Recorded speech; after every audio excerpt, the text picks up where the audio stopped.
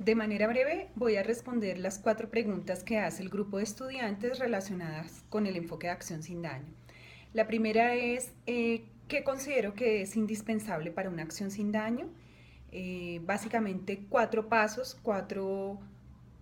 entradas. Una, leer los contextos, saber qué caracteriza esos contextos, qué conflictividades y tensiones existen en esos contextos, qué necesidades y carencias, pero también el otro lado de la moneda, o sea,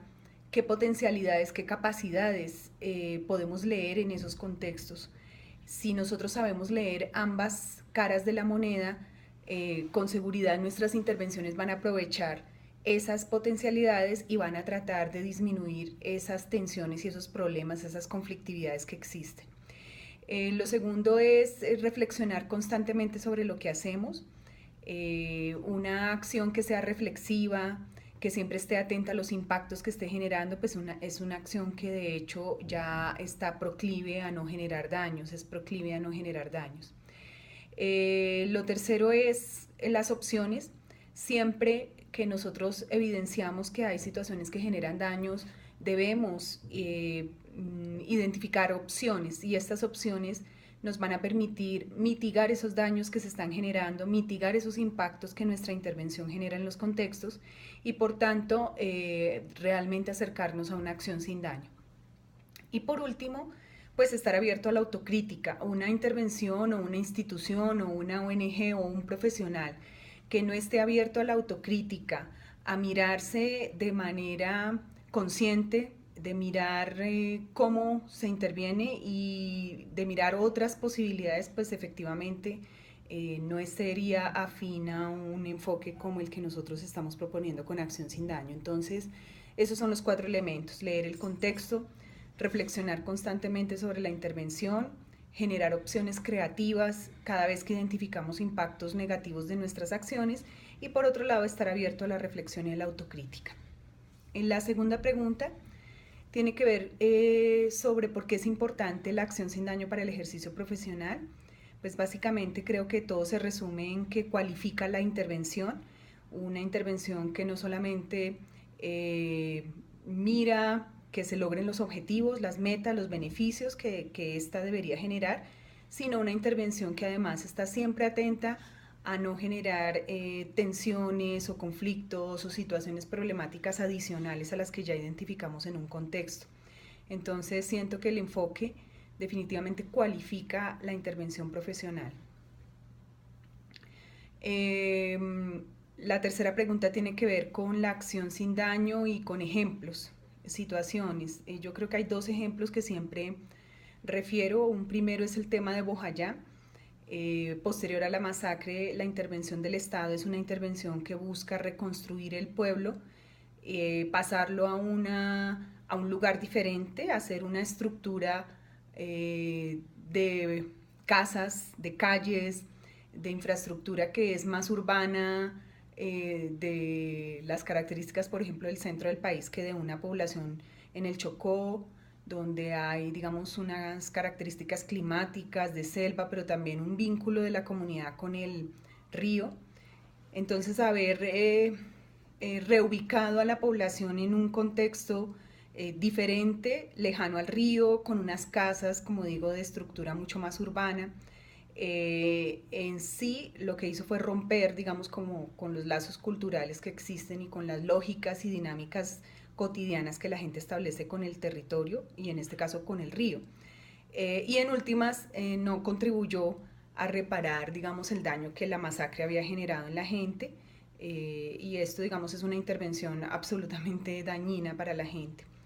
Y el otro ejemplo que siempre suelo referir es el tema de los segundos ocupantes en el proceso de restitución de tierras. La restitución surge con la idea de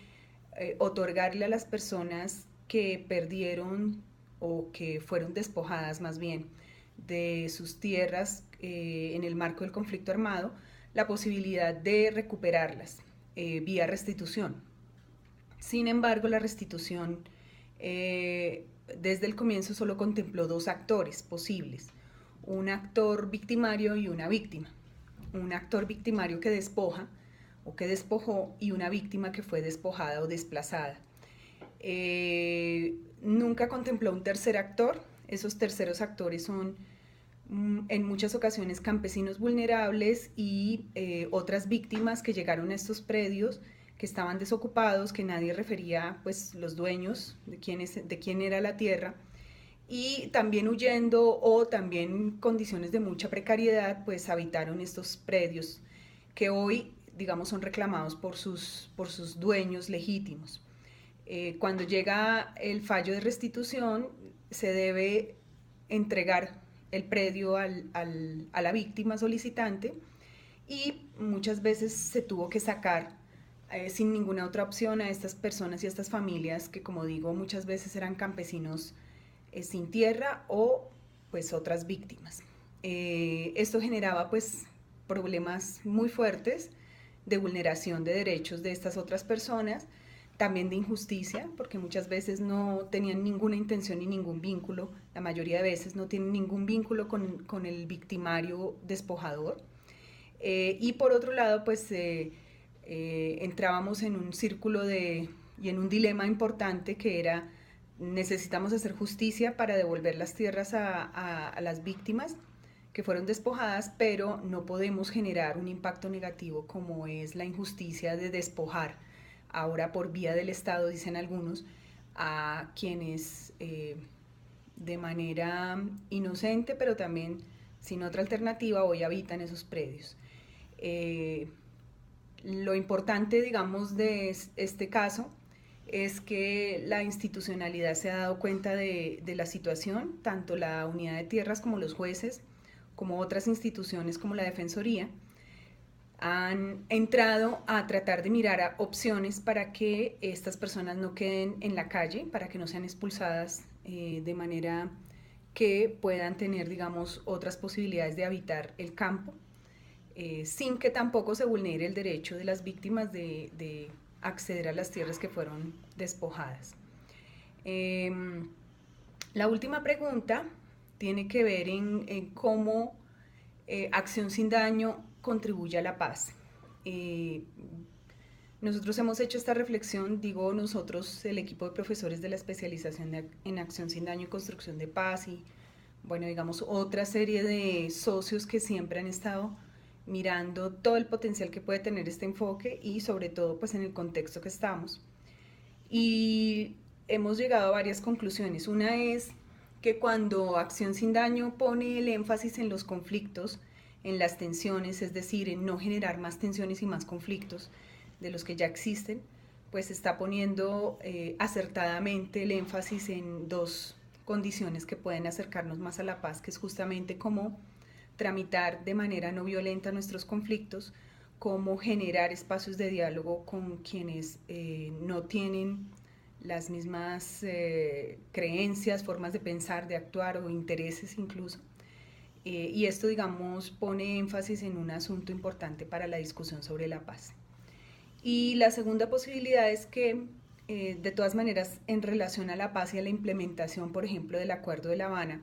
pues va a haber muchas acciones de intervención del Estado y de ONGs y de cooperación que van a estar en torno a promover nuevos procesos, por ejemplo, en los puntos 1 de desarrollo rural integral, en el punto de participación política, pues los escenarios democráticos, en los puntos de sustitución de cultivos ilícitos, de uso ilícito, pues con programas alternativos y otros, y en el tema de víctimas con reparación. O sea, va a haber muchas intervenciones en torno a la implementación de la paz. Y si estas intervenciones, además de tener la importancia de articularse a la implementación de un acuerdo entre dos actores importantes como las FARC y el gobierno, si estas acciones se pueden realizar de una manera contextualizada, de una manera reflexiva, de una manera que no genere más tensión de la que ya existe en los territorios, pues estaríamos hablando de una paz sin daño, como cualquier otra intervención, como una intervención frente al desarrollo o como una intervención humanitaria o de otro tipo. Entonces la paz también puede generar daños, y una paz con un enfoque sensible al contexto, al conflicto, pero también sensible a identificar opciones frente a los impactos que está generando, pues sería una paz sin daño y el enfoque de alguna manera también cualificaría el ejercicio de la paz.